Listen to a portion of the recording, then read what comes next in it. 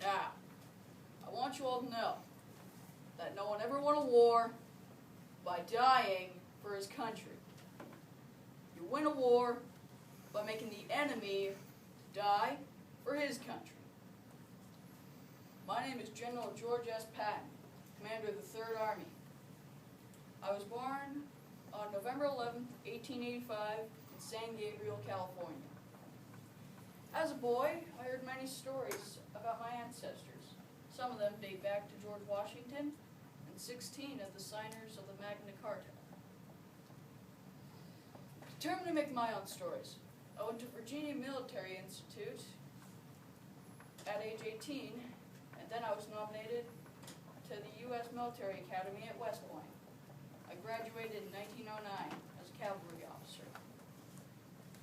Early in my military career, I was nominated to the Stockholm Olympics.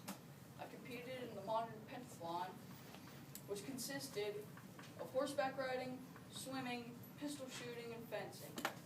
I did very well in fencing and placed 5th overall.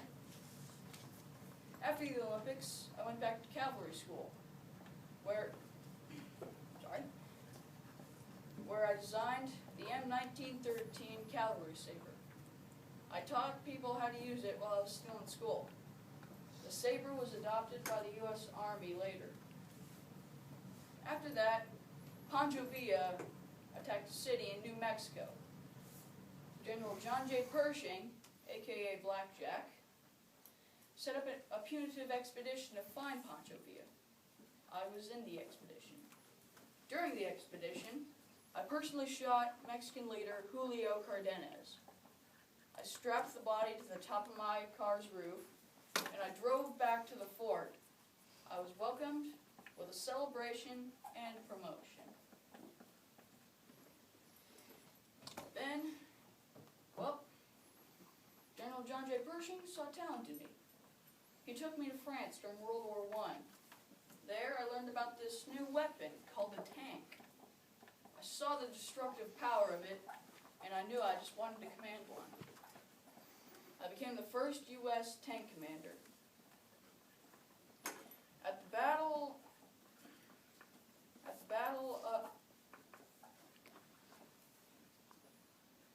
of Cambrai, I was shot through the upper leg. The bullet came out, my hindquarters. But if you think for 1 second that I got off the battlefield just because of that, you're wrong. I stayed with my troops. I stayed until we met our goal. You hear me? It was only after the battle was done that I let the nurses take me to the hospital. Then, World War I ended. I went back to the U.S. and served a post as a guard in Washington, D.C. A little while later, a new war starts up, this time World War II. I started as a 2-star general in Tunisia. We cleared out that place, then we went to Sicily. I earned my 3rd star there. After that, I went to England. Stayed a little while there for strategic purposes. But after that, I went to France. I was deployed in France. And me and the 3rd Army, we marched through France, winning battle after battle, capturing town after town. Then I figured, why stop there? We marched right into Germany, and we knocked on Hitler's door. It was my most successful campaign. It helped liberate Europe from the Nazis, and it was just my most successful campaign. But I wasn't always, some people say I was a cruel general to my soldiers, because I slapped a frightened soldier. He was cowardly, trying to get out of fighting. I tried to motivate him by slapping him, but my action was wrong. I was trying to show him that wars are not won by cowardly men. But me doing so was wrong. I also hated the Russians. I called them savages. They could not be trusted. So, I was stripped from my position from the 3rd Army. I was relieved. I did not like this, but I had to agree. Then a little while later, I decided to go pheasant hunting with some of my friends.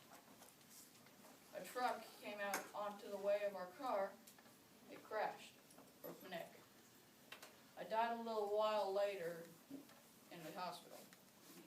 I died on December 21st, 1945. I was known for carrying ivory-handled pistols, and for my language and my will to win. I was widely regarded as the greatest field commander of all time.